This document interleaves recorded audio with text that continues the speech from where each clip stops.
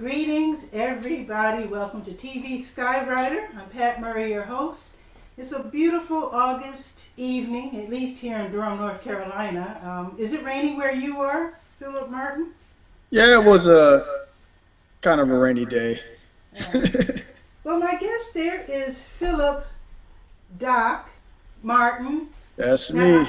I don't know if you've ever heard of a guy who is a jazz musician and a dentist. Somehow you're able to do both. How is that even possible? Wow, very good time management. I bet. Well, what comes? Oh, I shouldn't ask you what comes first in your life. That's an unfair question. That's like somebody asking me, do I like journalism or music better? So I won't even go there. But I do want to talk about your musical career first, if you don't mind, since that is how I found you. Hey. I heard your music, let's see. It was on Dish Network. I used to have Dish Network. And they were playing this one particular song that I really dug. Of course, they don't identify who the musician is, so it took a long time for me to figure out who it was. But I had to use technology. But anyway, I heard you on TV, and I said, I like this guy. Let's definitely check out his music. I read about you and found out that you grew up in Florida, right? Yes, you got that right.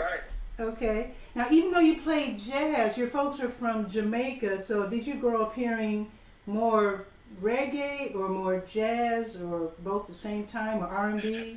I'm gonna say I heard a lot of reggae. Okay. Surprising that I don't have more of that bleeding through in my music, but hey, just happened that way. Yeah. Have you ever heard of this cat named Etienne Charles? He's a Etienne. No. He's bad. He's a trumpet player, and his folks are from Trinidad. Okay. And he does this gorgeous. Now I don't know if you've heard of. I don't know if you were ever into calypso. I know it's older, a lot older than reggae, but there's this song called Sugar Bum Bum. It's a real cute, happy song by Lord Kitchener. We're going way back. Okay, well, not too far back. But anyhow, Etienne Charles does this beautiful, thoughtful, jazzy, soulful version of Sugar Bum Bum. And so he's approaching his Trinidadian roots by fusing it with his jazz sensibility, and it's really beautiful. Maybe one day you'll get around to dealing with the reggae. Yeah, definitely gonna have to do a tribute album of some kind. Oh no, your voice was cut out. No, did it? Yeah, just a little bit. Yeah, repeat what you just said about mixing the reggae with jazz. No, I'm just saying, like, I'm gonna have to do a tribute album of some kind in the future, because a lot of people do ask me about that. Yeah. Now, you grew up hearing a lot of reggae, so did you hear jazz after you grew up, or in high school, or how'd you get into it? Well, I was at I guess it was my uncle's house way back when I was about 7 or 8 years old, and it was when CDs first came out. So CDs were a real big deal, and they had this CD in this CD player. They're playing something, and I heard this sound, and I was like, whatever that is, I have got to do that. Wow. Come to find out, and you're gonna laugh, it was Kenny G's Songbird. Okay. But I guess he was. Hating. I'm not hating at all. But I mean, it was really surreal. I loved the way it sounded. Mm-hmm. And it was a CD. It was cool. I mean, he was that big back then. He was on CDs. Yeah. Yeah. So that's how I got my little start. So when I went back home, I went back to school, and I enrolled in band and started playing sax. Wow. So that's with you being that, so you weren't even 10 years old. You were like what, 8, 9 years old? Yeah, about 8 years old. Yeah. So does that mean you had to start out with the little one, the soprano sax? No, I've always played alto from day one. Oh, Yeah, just alto sax from day one. so you learned how to read and everything. Yeah, yeah. I mean, I did it all, classical first, etudes, and then went to when I went to undergrad, I actually was a music minor.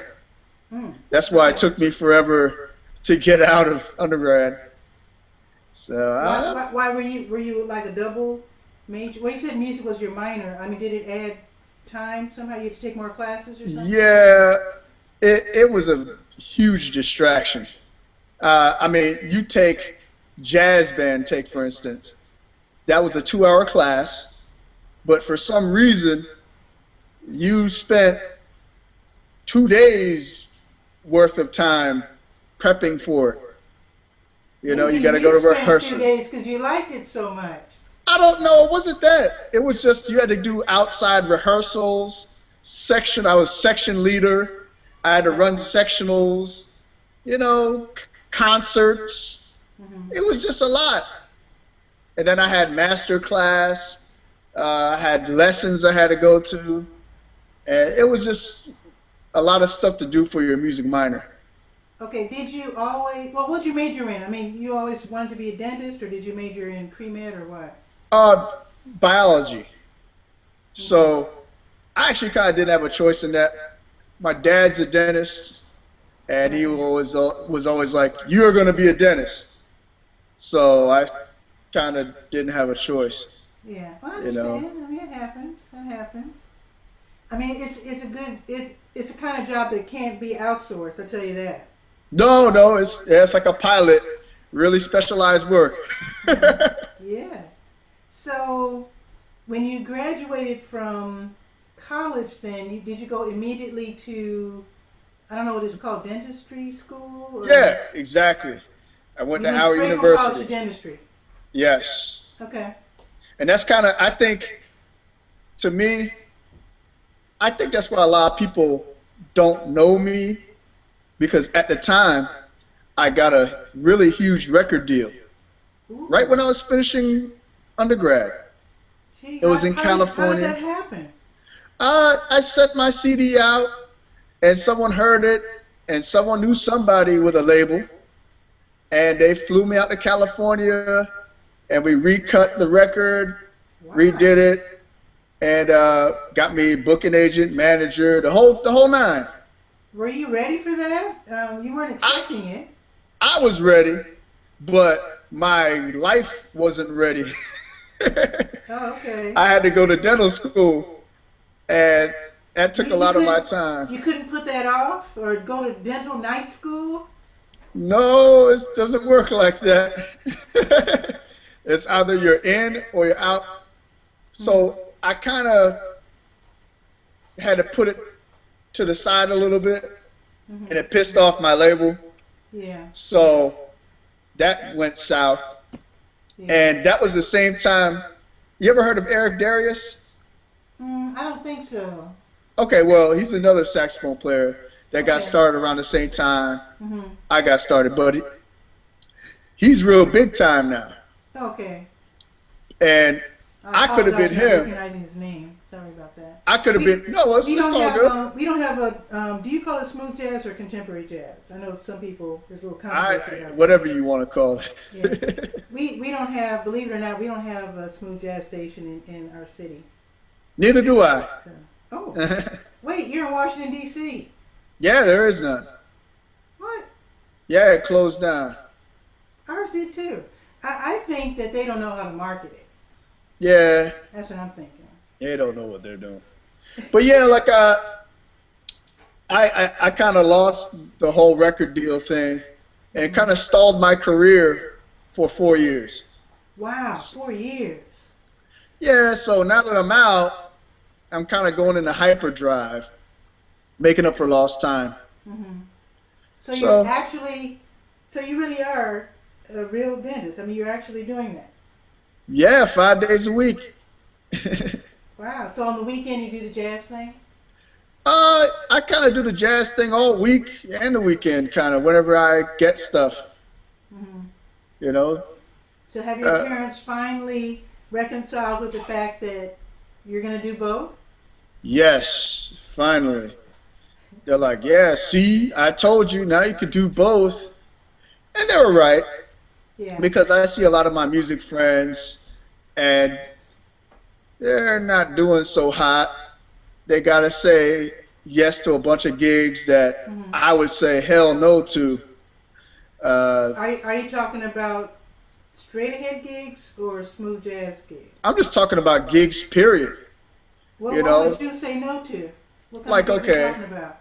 there are a lot of bad ones out there. Like, okay, I want you to come at 8 o'clock and I want you to play until 1 in the morning and I'll pay you $75.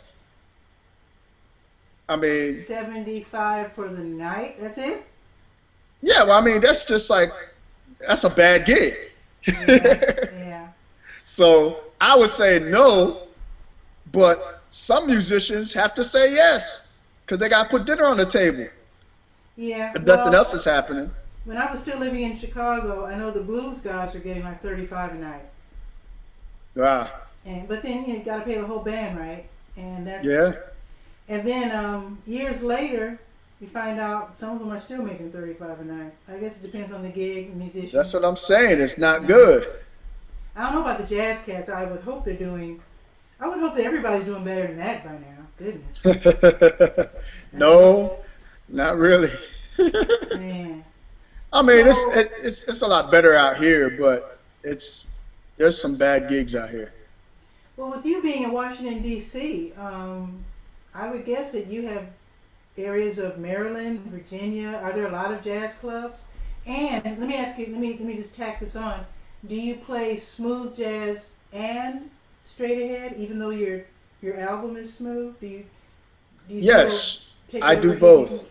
Really? Straight ahead was my first love, Mhm. Mhm. so I kind of went from that to the smooth thing.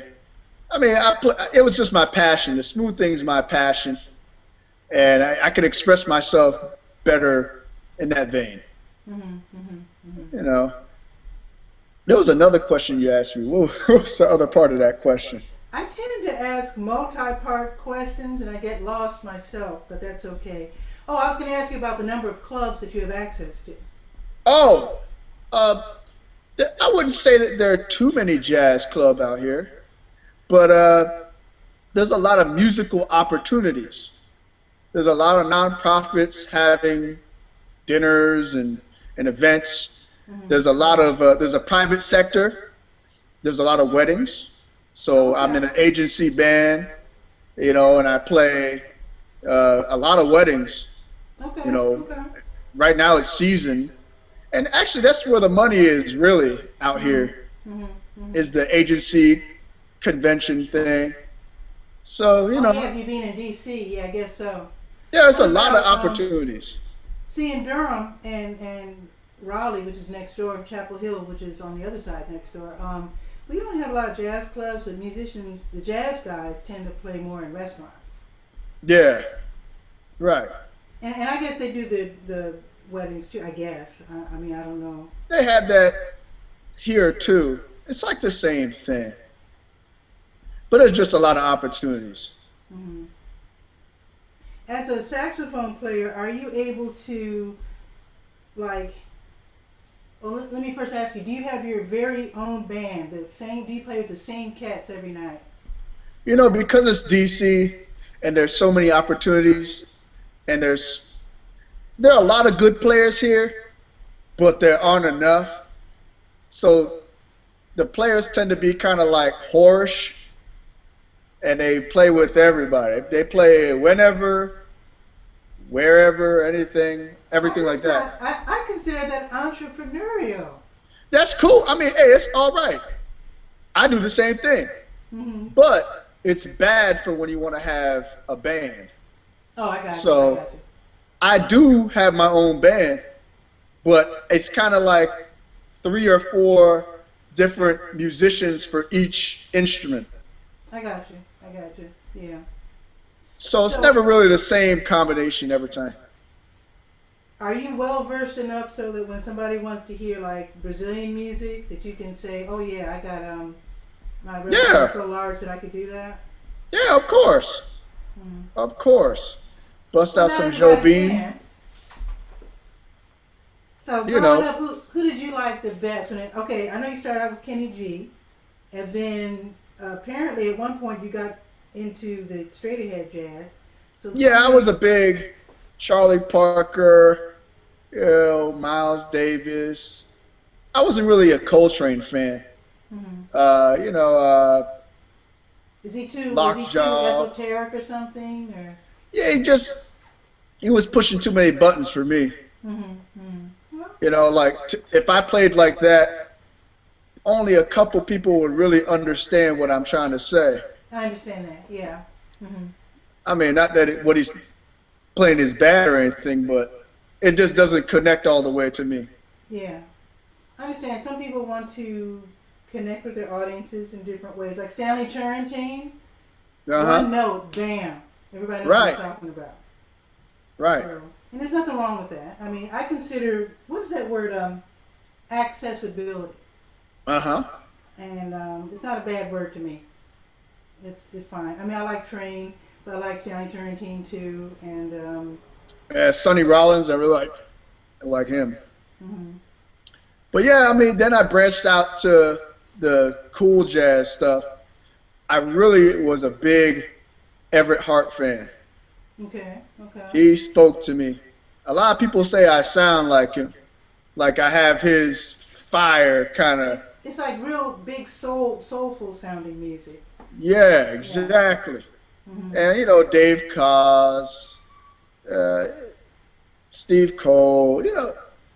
There's a lot of sax players. I listen to everybody actually. Well, you might as well. It's out there. It's out there, exactly. Hmm. Do you listen to cats play salsa and Brazilian and Uh all those huh. different types of music? Oh yeah. Hmm. Do you have any favorites or?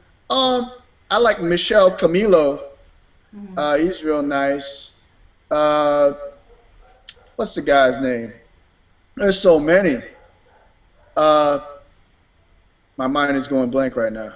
But it's cool. You just don't listen to sax players, No, no, I obviously. listen to a little bit of everything. Hmm. Yeah, a You little bit ever? of everything.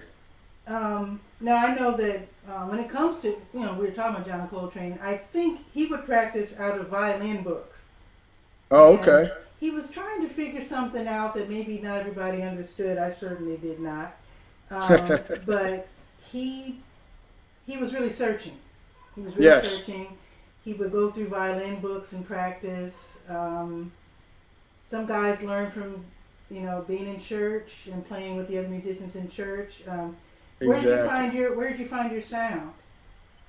Uh, I remember locking myself in my room for a summer and really experimenting and working out all the bugs.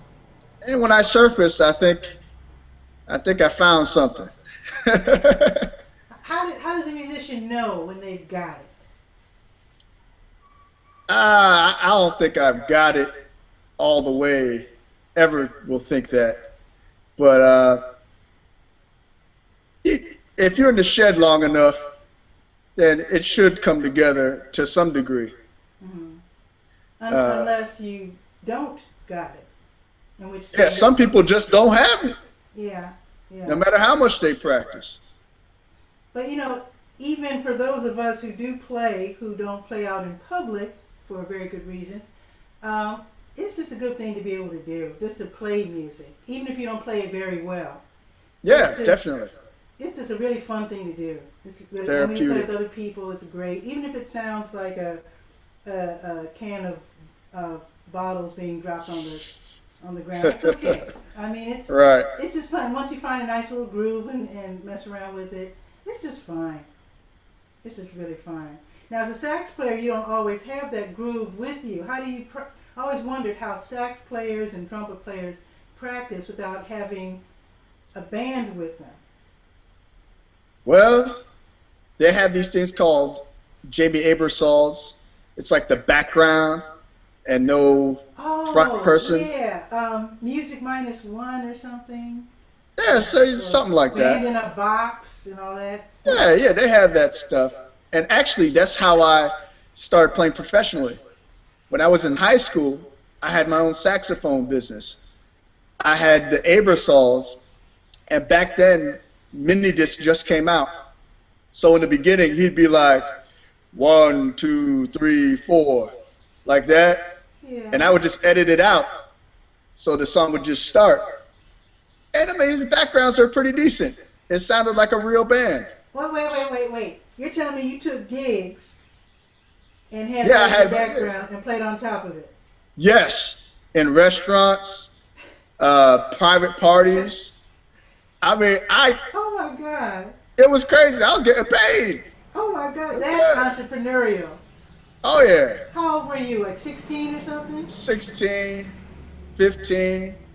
Yeah, I got regular gigs in restaurants and everything. Starbucks, coffee Wow. houses. Yeah, it was great.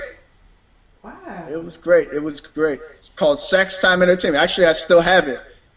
Sax Time Entertainment. How That's my about company. that? That is really slick. Now tell us about your you have a new album out. Is it your fourth, I believe? Yes, my fourth effort. It's called Good Day at Work. Uh-huh. Oh, you got it over there? Well, actually, I was gonna play. I was grabbing my notebook because I was gonna make a remark that the cover of your CD is awesome. It's a saxophone and dental I'll show them too. tools. Well, I don't know if you can see that. That's You, awesome. That is yeah, really awesome. Who I thought of I that? got That's lucky with this clever. one. Huh? Actually, it was me. It was a thing that I was like, man, I want like dental instruments, and I want my instrument, and they're all instruments. Yeah, So that makes it was sense. like Yeah. I want it real clean. So it popped. It came together. I like it. I like it. So this Got is your lucky with fourth. that one. So this is your fourth album. Is it any different from your previous three? In Yes, yes, total departure. I I want to go in a whole different direction. Why do you want to make the same album 4 times? You know, people have heard me, play in the box. Like when I say play in the box, I mean play. It sounds like a studio record. Like okay, things are controlled. okay, Like not live drums sometimes. A lot of clicks, auxiliary percussion, like stuff that you can't recreate live. okay. I don't know if you know what I mean by that. I totally do. Totally. Like there's not like 8 background saxes behind me playing the chorus with me. Mhm. You Mhm. know, this one is just live band. I mean, me playing up front of some killing players. Man, if you Yeah. don't mind, now this I have a very unsophisticated setup, so I'm gonna run into the next room, and I am going to play the cut called "Good Day at Work," which is the title cut. Okay. So I'll be right back. This will take just a second for me to push the button.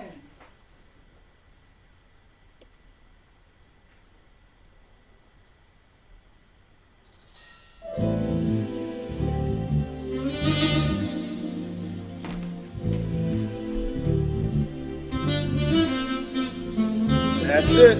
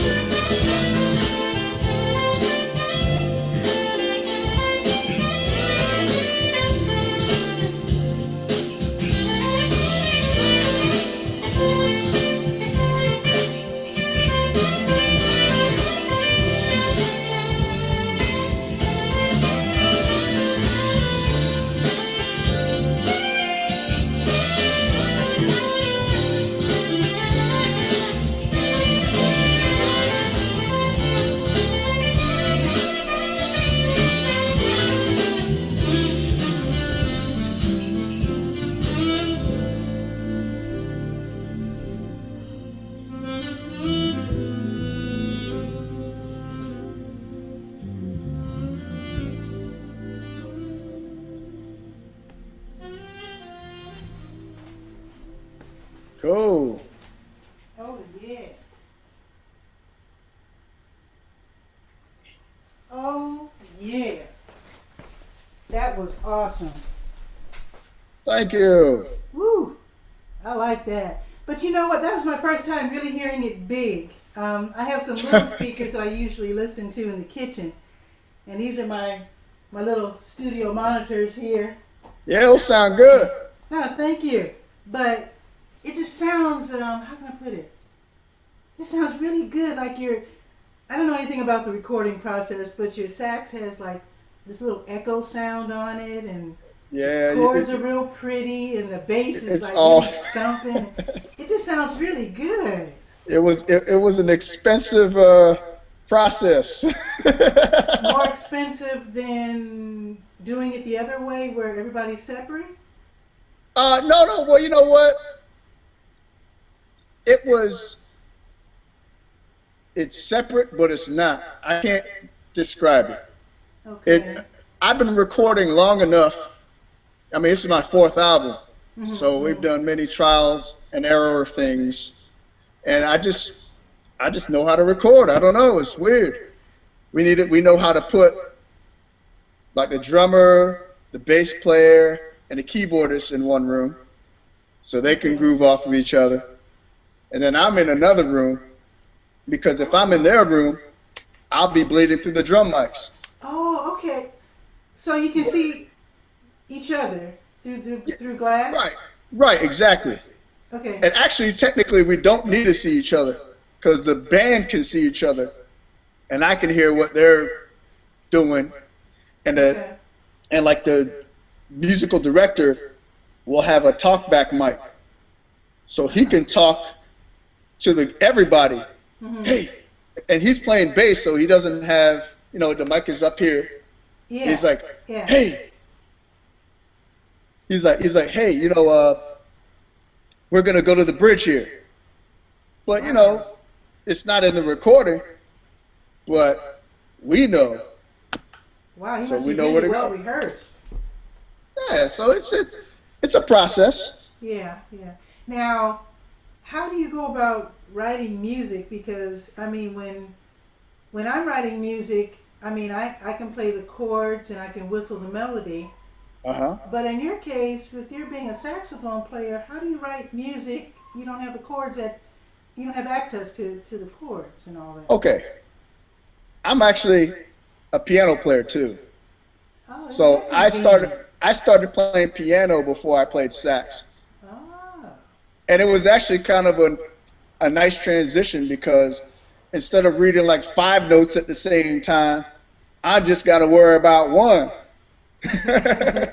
yeah. So when I write my music, I'm writing it on the keyboard. Oh, It's okay. actually kind of crazy because 100% of the time I don't play sax to the song until I get to the studio. Well, how do You you know? know? I don't know. I don't know if I can ask the right questions, but I know when it comes to writing songs on different instruments. I mean, there's songs that sound like sax songs. You know what I mean? Right. Like a lot of guitarists that write music, their tunes sometimes sound real linear because they're going up and down the Uh-huh. neck. So Right. I know what you're how saying. do you know that you've written a song that you can finger easily on the sax, or is it even an issue? Uh, it's not really. It's a non-issue, I think. You know, I really write everything on the keyboard, and I'm not that great of a keyboard player. So if I could play it on keyboard, I'm pretty sure I could play it on sax. Oh, I got you. I got you. Now, with your keyboard player, okay, so with you being a keyboard player, I suppose you write the charts out, right? No, no, not really. Oh, It's all ear stuff. And then wow. what I do, I'll send it to a producer, and I say, hey, I think I got a song here. Here's the chords. Here's the melody. Put some drums and stuff to it. So Wow. the producer will have a vision. Sometimes it's not my vision, and we have to go back to the drawing board. But Yeah, because you know, what if you give him the chords and the in the melody. He thinks it's like a tango or something. That's where it's time for a new producer, maybe. If we're not seeing eye to eye on something, we Okay. got to just figure it out.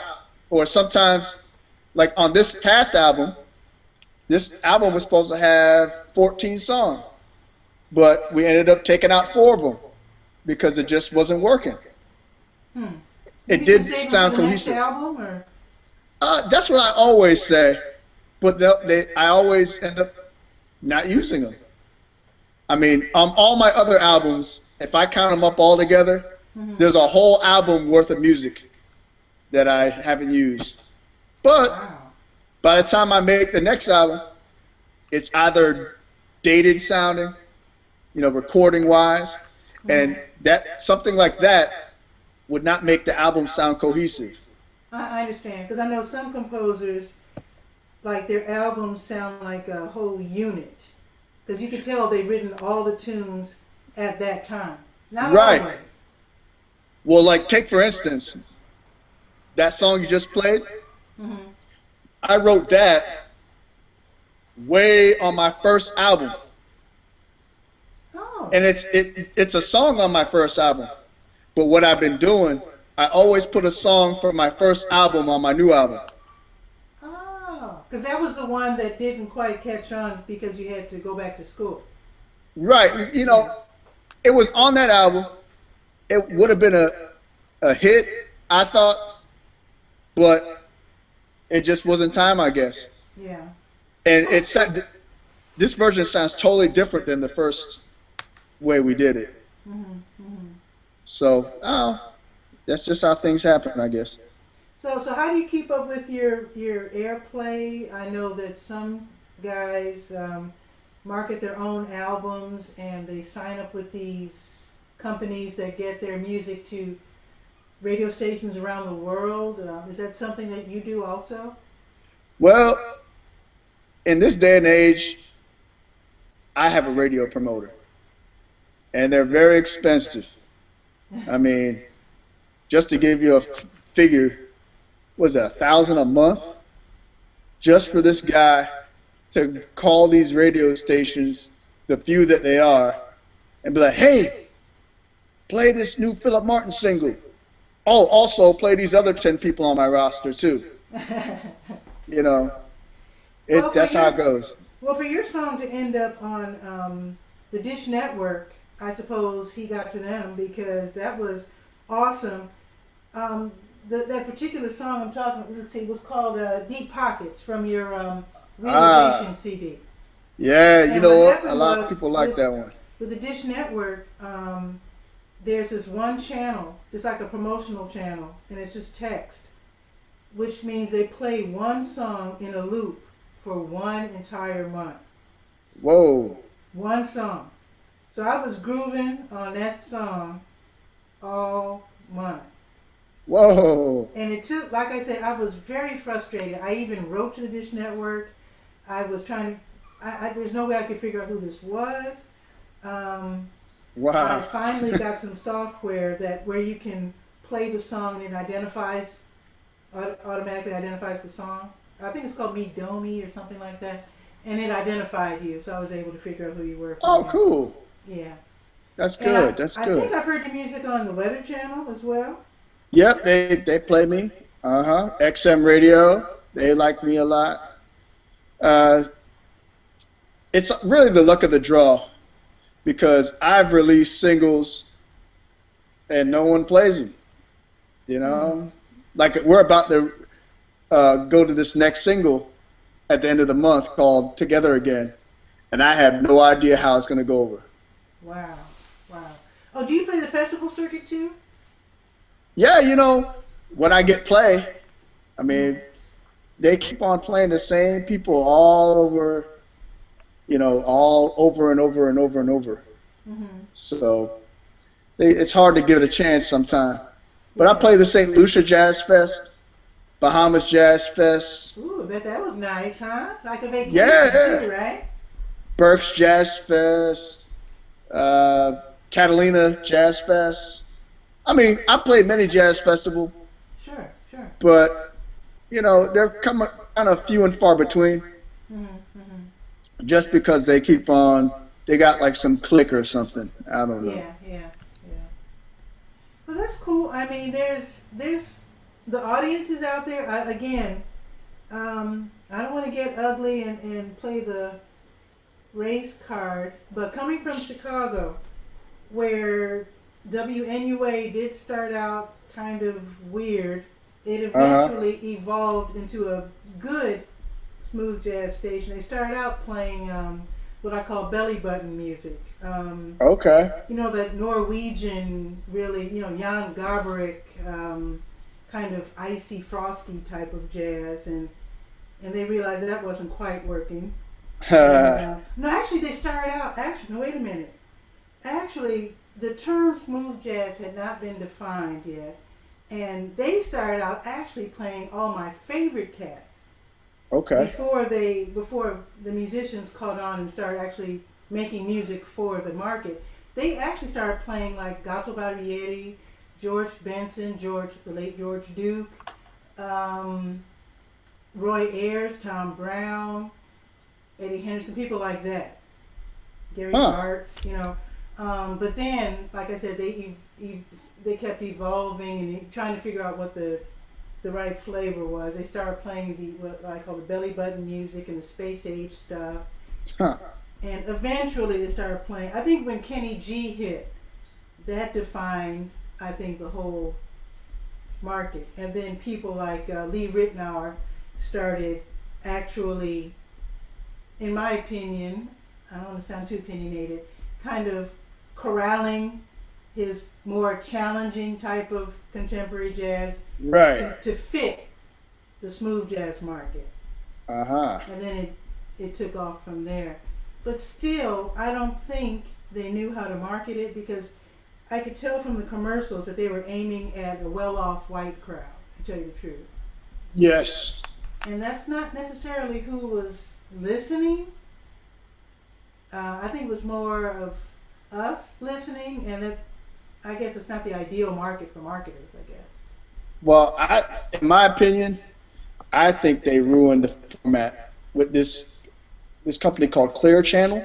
You ever heard of them? Sure, they own most of the stations in America. Pretty much, right. So there's this thing called broadcast architecture, right? Okay. And pretty much what broadcast architecture is, there's a panel of people and they choose what smooth jazz is supposed to sound like, right? Hmm. So Okay. that's why I haven't gotten played on stations. I don't think I've ever been played on a clear channel station Hmm. because I was never BA certified. BA And certified. You could be certified now. well, that was like 4 or 5 years ago. Okay. Now you kind of don't need BA now because clear channels kind of collapsed. They, I can't even remember the last time I seen a clear channel station play smooth jazz. I think they canceled it all the way out. Okay, because I know WNUA folded. They went Right. online for a while. The two stations that were smooth jazz here in my city, in my area, again, I'm in Durham, North Carolina. They folded. I don't know what's going on. I think they messed up because whoever was deciding who is smooth jazz, again, they're trying to skew white, and I don't think that's a problem personally. But I think for the market, you should at least acknowledge who's listening. They started adding like Phil Collins. I mean, I love Phil Collins, but it's Right. not smooth jazz. But that's what I'm saying. Like Uh-huh. BA, this whole BA certification crap Mm-hmm. ruined the format. Oh You wow. know, uh, I think I'm still not BA certified because I guess my music sounds too urban. I guess I don't know. Urban. Yeah, it sounds a Well, I little think too urban. the people still like the music though, Yeah. because Tom Brown, who did Funkin' for Jamaica, he is now like the musical director of the Hayti Heritage Center here in Durham, North Carolina, and he has performed in concert. He has brought his. I guess most people want to work with their friends, right? So he has brought lately Norman Connors, Uh-huh. and just a couple weeks ago, Gene Carn. Okay. Next is Melba Moore, All right. and down the road it's going to be Roy Ayers. Oh wow, Roy Ayers, huh? So I think, I mean, well, I know that the people still like the music, but you just have to learn how to get to them, I guess. Right. So cool people like Tom Brown, maybe that's the kind of person that smooth jazz artists need to connect with, because he's getting people gigs. Ah. And the audience, I mean, they turned it out. At the Hayden Hey, Music Center, they turned it out. that's what I'm talking about. And they marketed it pretty well, I think. Yeah, that's what it takes. That's a whole nother side of it too. Mm-hmm. Now that I'm in gig mode with this new CD, I find myself being a promoter now. I gotta Got to. promote my own shows, make sure people show up, make sure Absolutely. clubs are happy to hire me. And I Is a hope whole that you nother always thing. have your CDs with you, right? Oh, well, of course. Good. Because you say, oh, by But the of way, course.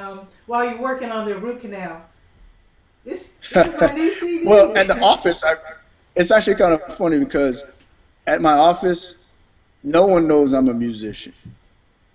I Really? mean, the staff knows. A lot of my patients don't know though, Oh, because I kind of try to keep it that way.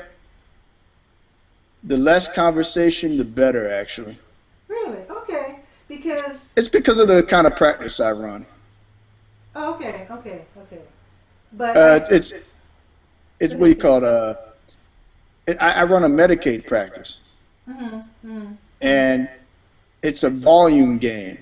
You know, the insurances don't pay that much, but you Okay. kind of make it up in numbers. Mm-hmm. So I'll see 15, 20 people a day. Wow. And I can't do that if I'm sitting there like, yeah, I'm a You music can't guy. schmooze. You Yeah, I can't can't. schmooze, I There's guess. no Yeah. time. I understand. I It's understand. more like, which tooth hurts? Okay, you want to save it or you want to get it out? Okay. You want to take it out? Okay. Open up, get numbed up, let's get it Mm-hmm. out. Yeah. Thank you so much. Take these meds. See you later. Mm-hmm. Next. But they're lucky to have you though, because as Oh a yeah.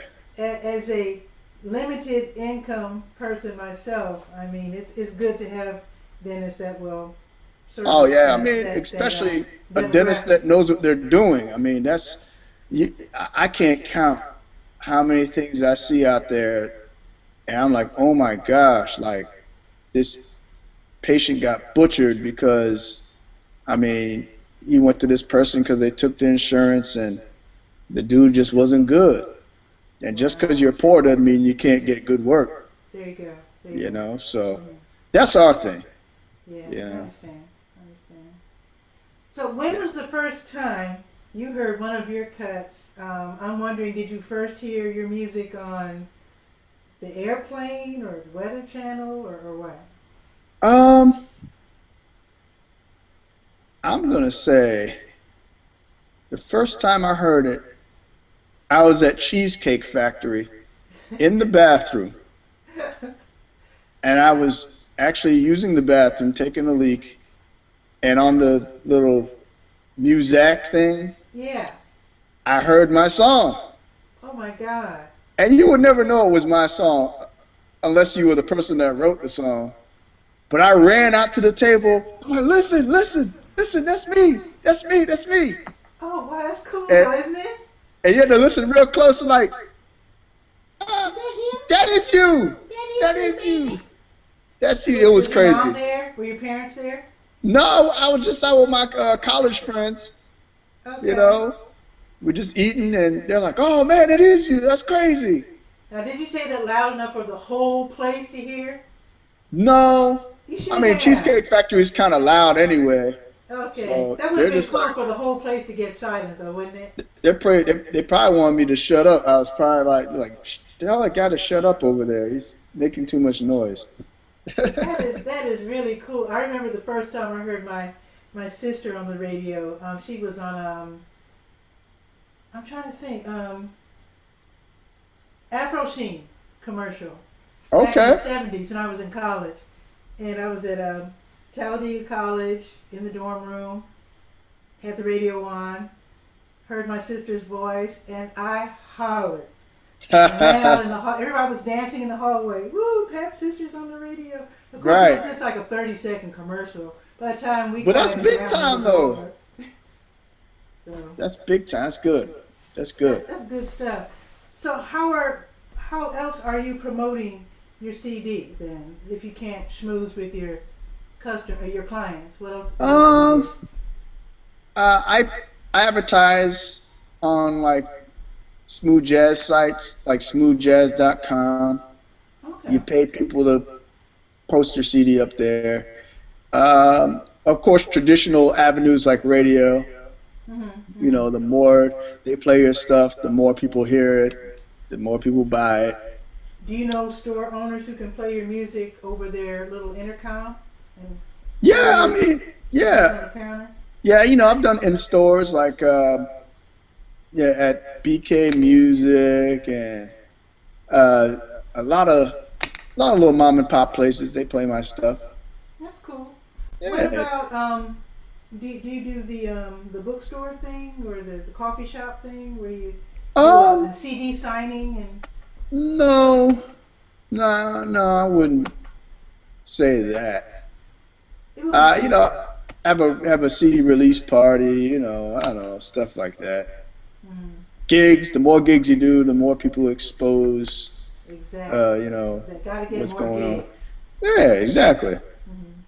So Yeah. have you already started working on? I know I mean, the new one just came out. I'm not trying to rush you, but are you starting to get restless and No, thinking about the next CD? no, it's an expensive process, and it takes me usually 3 to 4 years to feel in the mood. That's sort of what it's been coming down to lately. Like my last album before this was in 2008. You know, album before that was in 2005, and then before that was 2002. Okay. So like 3 to 4 years. I mean, 'cause they're expensive. I mean, I finally got it down to a science to bring down the cost. I mean, like to put it in perspective, my first album cost me around $7,000 to make. Woo. My second album, yeah, I mean, I had to come up with the money myself. You know, and the second album that cost, wow, 20 grand. And then the third one, that was like 25 grand. And then just this album, I got it down to about 12 grand. Because you know what it is? It's mistakes, expensive mistakes. Like I had to mix that Realization album Yeah. 2 times because I mixed it the first time and it just didn't sound right. The person didn't know how I was supposed to sound. So I go to this other dude. I mean, that's a 10 grand mistake. Wow. You see what I'm saying? So You didn't have to pay for the mastering twice, did you? actually yes. Oh my God, that's like $1,000 in itself, right? Yeah, I mean, it's happened so many times where I've mixed the album. It happened to me twice with the last 2 albums. I mixed the album twice. It kills me every time.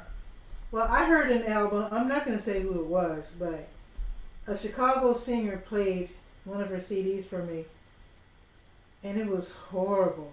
The music was good, but I asked her. I was trying to be really nice, and I was like, "Who engineered this?" And she said it was the engineer that came with the studio, and he was a rock guy. Oh God. And he just didn't have an ear for jazz at all. And she didn't have I don't know if it was a lack of knowledge or guts, or she didn't say anything. She didn't like it, but she was hoping that the music would stand up for itself. No, you got to speak up. If you're paying for something, you got to make sure it's right. That's what I've learned in the process. If you've got to hurt someone's feelings, it's not a big deal. I mean, just say it because it's going to cost you. Yeah. and you're gonna regret it every time you listen to that record. Oh, Oh I should have wow. said something. Oh You my can't even God. listen to your own record. Well, I mean, I don't think it's an insult. I mean, if the person is a rock engineer, it wouldn't hurt his feelings to say, let's try to get somebody else in here and. Yeah, I mean, it also sucks not to know anybody in the industry that can help you. Oh yeah. I guess you'd have. Yeah. I guess you'd have to know who's who. Yeah. Yeah, it helps, because if you got the wrong person, that can ruin the whole thing. But don't some musicians do their own mix notes? Yeah, and it sounds like it too. Oh. Where would they fall short? Now, I did hear, I don't know if it's true, you can tell me if this is true. I heard that if a musician mixes their own album, they're always going to put whatever instrument they play, if it's not their album, like I would, for example, make the guitar too loud because I'm a guitar player. Okay, Is right. that true? Uh, if you're a real, you know what? There's some people that are really good engineers, like Darren Ron, who actually mixed my CD. Hmm. He mixes his own CD, and it sounds great too. So I mean, it's one of those things. If you're good, you're good. Hmm. I mean, I've heard a bunch of musicians that mix their album pretty good, Hmm. but then there are a lot of bad ones. Yeah. You know, it If you don't mind, could you tell us who's playing on that on your new CD? Because they sound uh, so good. musicians. Yeah. I got Mark McClary on drums. The producer, I used a new producer for this record, Courtney Leonard. He's the bass player. And keys. Wow, what's the dude's name? Benji Parecki on keys. I mean, Derek Harvin on keys, and Tony Hemmings on keys. I mean, just a lot of good musicians. They sound great. Just a lot of good musicians that know how to play, and we all meshed together really well. It was a beautiful thing. I It had sound, fun making this record. it sounded like it because it's kind of rollicking. It's kind of like you can't help but get in the groove. Hey, And like I said, just the sound, the I don't, is the word reverb or echo, whatever the sound is on right. the sax. What's that called? Delay. Well, there's a lot of cool things going on that the mixing engineer did with the sax. I mean, because he's a good engineer. Mm-hmm, That's mm-hmm. what I mean. He's expensive as hell, but he's the best. Well, I think it was worth whatever money you spent. It was worth it. I got get Darren to listen to this. Yes, that's a testimony right there. There you It go. sounds good. Sounds real good. So I'm hoping that you get more airplay. I know it's not easy with straight ahead or smooth jazz. Yeah, it's I don't pretty rough. know. I really regret that so many stations now are owned by one or two companies. I also regret that NPR, a lot of the state, even Chicago, my hometown, the local NPR station, WBEZ, I was told they don't play jazz anymore. Really? And we're talking about Chicago. And Huh. there used to be a jazz station on the south side called WBEE, owned by a guy named Charles Sherrill, but I mean, he sold the station because he got up in age. And my sister Yes. says the only place you can really hear jazz in Chicago, as huge as Chicago is WHBK, which is a Southside station at the University of Chicago. And in fact, my show was on that station when I was in Chicago. And WDCB, which is not really in Chicago, it's in Glen Ellen. Okay. And to me, if you have a huge city like Chicago, if they're not playing smooth or traditional jazz, Yeah, that's no good. that's scary. I That's mean, no good. now here in Durham, I should say Durham, Raleigh, the station I'm on, WNCU, is a straight ahead jazz station, which is awesome. And then Shaw University, which is in Raleigh, be sure to send your CD to Shaw because they play not only straight ahead, they also play cool jazz as well, or smooth jazz. Cool. Yeah. So there's some stations here and there that still play. I guess you have to do the internet thing, like you said. Of course. I like the idea of the Weather Channel. That's clever. Hey, Yeah. So got to whatever get you in where got you to can do, fit get that in. music out there. Because it's good. Well, thank you. Absolutely. So any last shout outs before we go? I mean, you could hit me on the website, www.phillipmartin.net, and just check that out. You can check out the music. If you like anything, go get some, buy something. There you go. That's what keeps you in business. Yeah, exactly. That's what keeps me making new records. Really, it really Absolutely. does. Well, thanks a whole lot for being on the show, Phillip Doc Thank you, Martin. Patricia. Thanks for having me. Regards to your parents, I think they were right in making you go to dental school on to a certain extent. I think so. But I think I it's think it's so. to your credit that you're able to do that and play music. Because you It's a gotta do something for blessing. the soul. You gotta do something for the soul. It's a blessing. That's for sure. That's for Absolutely. sure. But thanks for having me. Absolutely. It was a lot of fun. And for those of you who are watching, um, if you're a musician, author, creative soul, entrepreneur, just write to me, Durham Skywriter.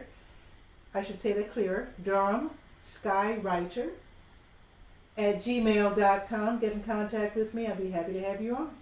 Next week we're going to have Robert Trowers. He is a trombonist, and he teaches at North Carolina Central University. He teaches at the jazz program. You should check that out, Phillip, All right. because that's another thing. At the college level, there's a lot of young cats out there that are really Oh hungry. yeah. You know, That'll be interesting conversation right there. absolutely. And with that, ciao, and I'll see you next Sunday. All Bye right. bye. Take care. Okay, bye bye.